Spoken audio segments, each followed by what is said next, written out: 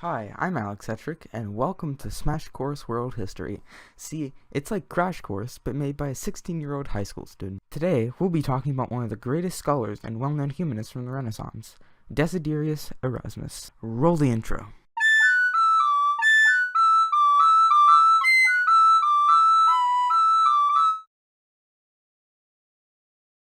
Erasmus was born in Rotterdam in 1469 as the illegitimate second son of Roger Gerard and Margaret, a priest and physician's daughter, respectively. He started off attending a charter school at Deventer, but was orphaned in 1483 after his parents' death, and having little money, later entered the Augustinian Canons Regular at Stein in 1485, where he remained for about 7 years.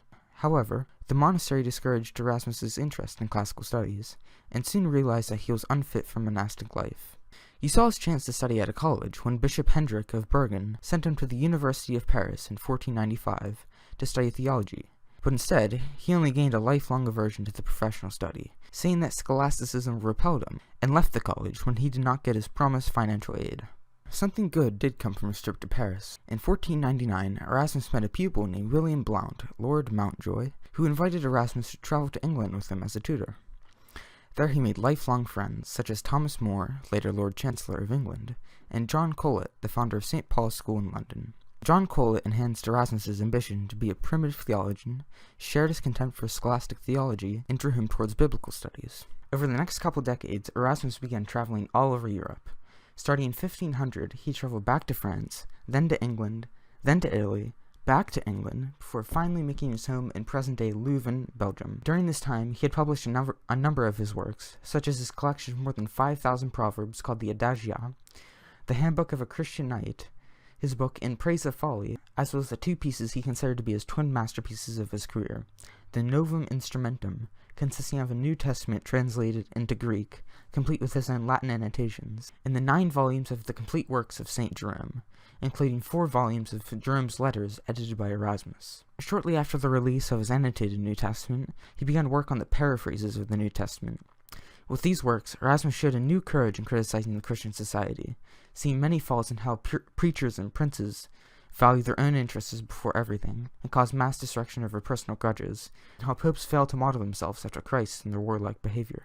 However, these criticisms of the Church came with critics of their own. Many harsh critics of his New Testament from the Christian community arose, with people calling him a traitor to the gospel, and with Orthodox Catholic theologians repeatedly criticizing and attacking him. As a coincidence, right around this time, Martin Luther rose to power with his posting of his 95 Theses, and Erasmus started getting blamed for inspiring Luther, seeing as their views are so similar. Erasmus even privately instructed his printer, Froben, to stop printing works by Luther so their views don't get mixed up together. While critics of Erasmus blamed him for inspiring Luther, and some of Luther's proponents stated that he was just boldly proclaiming what Erasmus had been hinting. In fact, Erasmus often admired Luther's work, and described him in a letter to Pope Leo X as a mighty trumpet of gospel truth.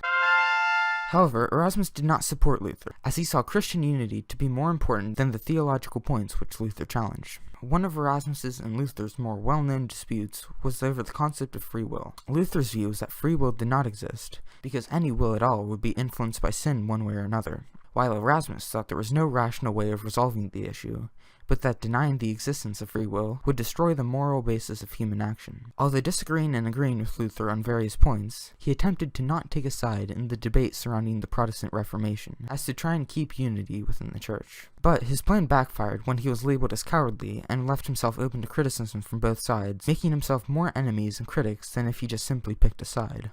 In 1521, Erasmus moved to Basel, Switzerland.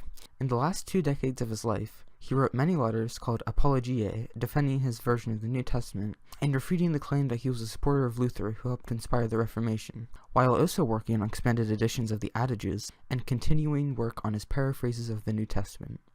Erasmus's critics questioned his orthodoxy and demanded he made a direct attack on Luther as proof of it.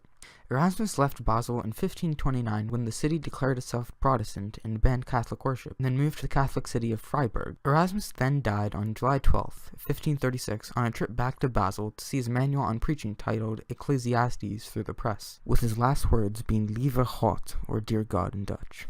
While artists were reinterpreting older models and scientists were busy expanding the boundaries of human thought, Erasmus contributed to the Renaissance in a more spiritual way. He brought the world's attention to rediscover Christian texts, and, although maybe not intentionally, influenced the reformation of the Christian Church, which had an impact even to this day. And with writings such as the Praise of Folly, as well as the annotated and translated New Testament, Erasmus promoted the spread of classical knowledge to encourage a better morality and greater understanding between people. However, questions about Erasmus's orthodoxy still persisted. He was condemned by the Catholic Church even after his death, and several of his works were put on the Index of Prohibited Books, which included his annotated New Testament, Praise of Folly, and others. However, his reputation started to improve in the late 17th century, when Europe's religious wars were fading out of memory, and more scholars were taking a more critical approach to biblical texts. Catholics started to recognize him as a leading figure in the attempts to reform the Church, and Protestants recognized his initial support for Luther's ideas, and the groundwork he laid for future changes to the Church.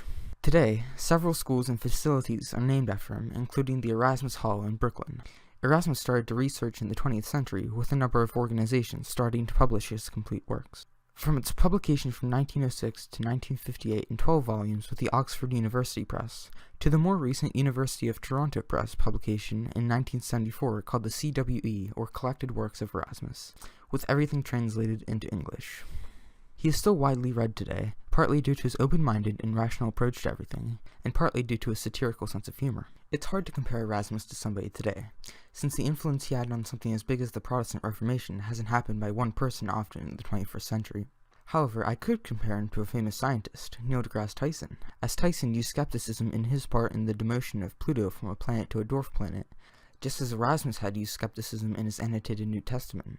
While this happened fairly recently, 13 years ago, it stirred up a debate in the scientific community that still lasts to this day, just as the Protestant Reformation debate lasted a long time, only much longer. Plus, both Erasmus and Tyson share a notable sense of humor in their works, which is probably why talk show hosts like Neil so much.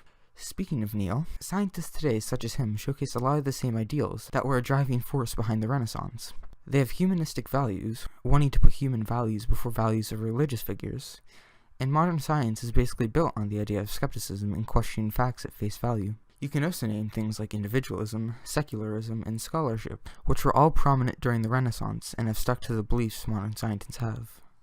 In short, through his works and writings, Erasmus was able to influence a new age of analytical thinking through his critical approach to religious texts and educational writings, and contributed to the replacement of the older scholastic curriculum by placing a new humanist emphasis on classical works. And although perhaps not intentionally, his controversial views on the Church helped inspire the Protestant Reformation, which left an impact that can still be seen today. Join us next week when we discuss, I don't remember. Hey, thanks for watching this episode of Smash Course. You might be wondering why the lighting's different and I'm wearing different clothes. Well, I forgot to record this part. And anyways, my works cited should be somewhere here. Somewhere around there, and yeah, I hope you're not tired of grading these, Mrs. Stern. There's a lot of them.